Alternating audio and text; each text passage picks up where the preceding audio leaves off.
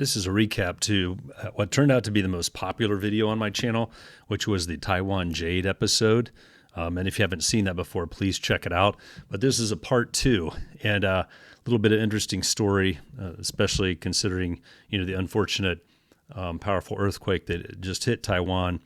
The Jade shop that I showed in that video had actually been hit by an earlier earthquake that actually destroyed a lot of their inventory.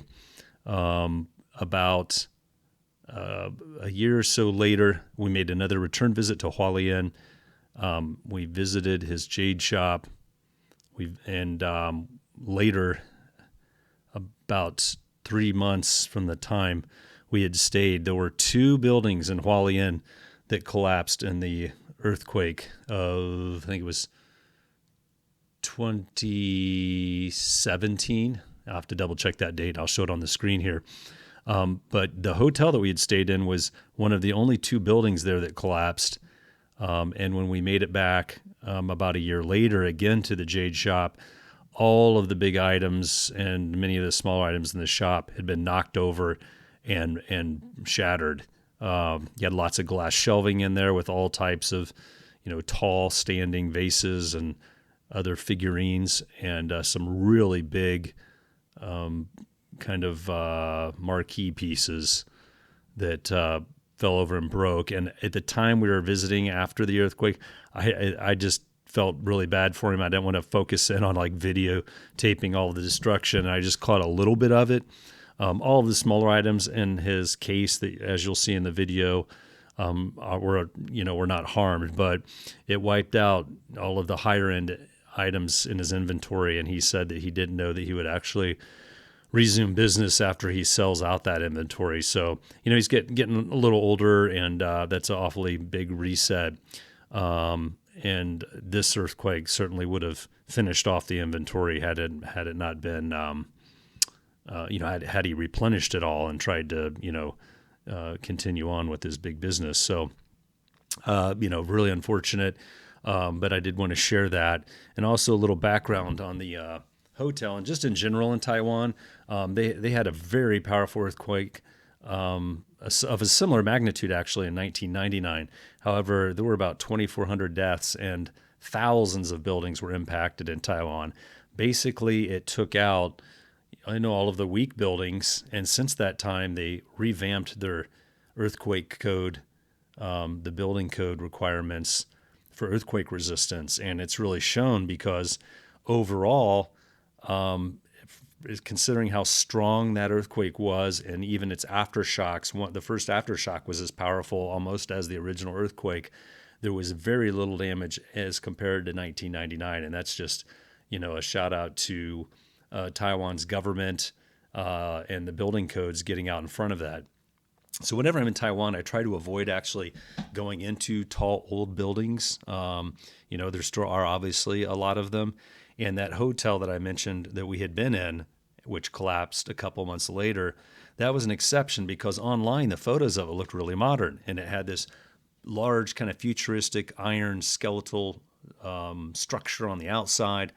Colorful. It looked like, it was no more than maybe 10 years old. However, when we checked into the hotel and actually got inside of it, it quickly became apparent this was actually a much older hotel, and it had been retrofitted. What we saw on the outside was actually a requirement that they had to do to reinforce the building to make it more earthquake resistant. However, as the earthquake showed, that did not help.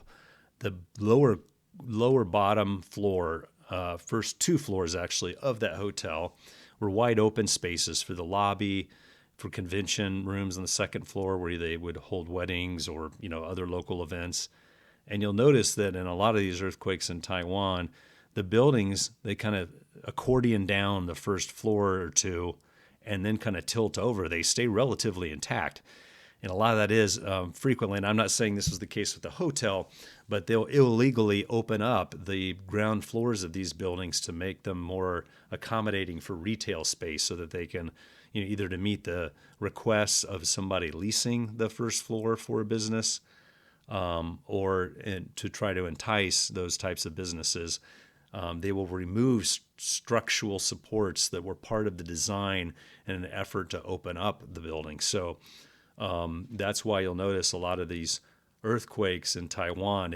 You'll just see the buildings kind of like leaning over, left and right and awkwardly leaning, but really intact. And that is why. So just wanted to kind of share that story. And I think I had some footage. I went back after the earthquake that took out our hotel, and I went kind of jogging around the area. It had already been cleaned up. And within 2 years, it was cleaned up within just a matter of a few months, and it was made into a parking lot where the former hotel had been. It looked so different because it was the most dominant building there on that street corner, on that intersection. So it really changed the whole appearance of the area. But thankfully, there were very few injuries and deaths. I think there was one fatality, unfortunately, out of the lobby hotel staff and maintenance workers. There was a maintenance worker found in a basement room. He was down there, maybe I think it was near the electrical panels, and he was found and miraculously rescued. But I think one of the 2 or 3 front desk staff did not survive. But it's just a miracle considering a hotel gets hit by an earthquake and collapses like that. And there wasn't more loss of life. There wasn't a fire that burned through the building before people could be rescued out of all those floors, because it severs gas lines, electrical shorts. So there's obviously a big opportunity for fires to break out. So very fortunate things worked out the way they did. And, we're thinking about everybody in Taiwan that had family and friends impacted by this latest earthquake.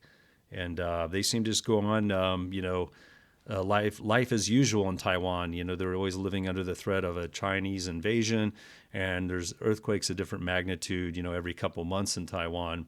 So it's really a part of life, and people have come to accept that in Taiwan, and they're very resilient. And so credit to the Taiwanese people. They seem to bounce back really quick from any type of disaster or the stress caused by, China shooting rockets or flying into their airspace on a daily basis and flying drones around the country. So, hats off to the Taiwanese people.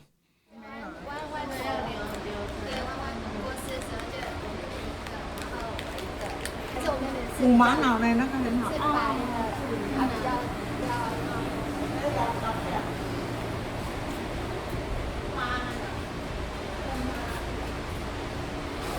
Many pieces were damaged in the earthquake that took down the hotel that we had stayed in on our previous trip, and they had cases and cases of jade carved into all different types of objects in here, and everything collapsed and fell over and was shattered.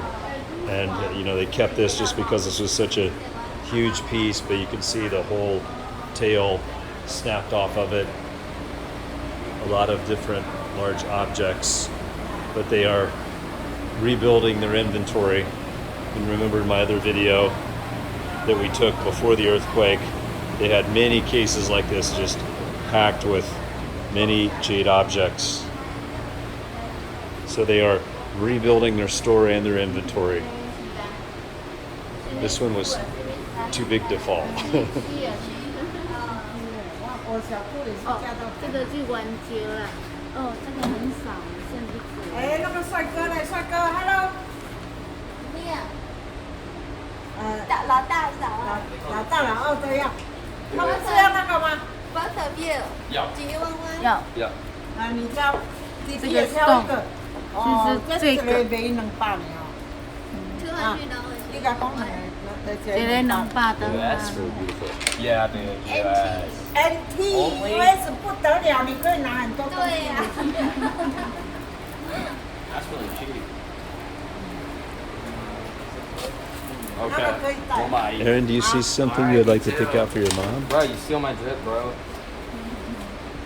And she said that this is a crazy $1,000. 加好一点，这透明有没有？台湾一点点算透明。你们为什么有那么多喵咪？苗咪，你有看到？有。那个是流浪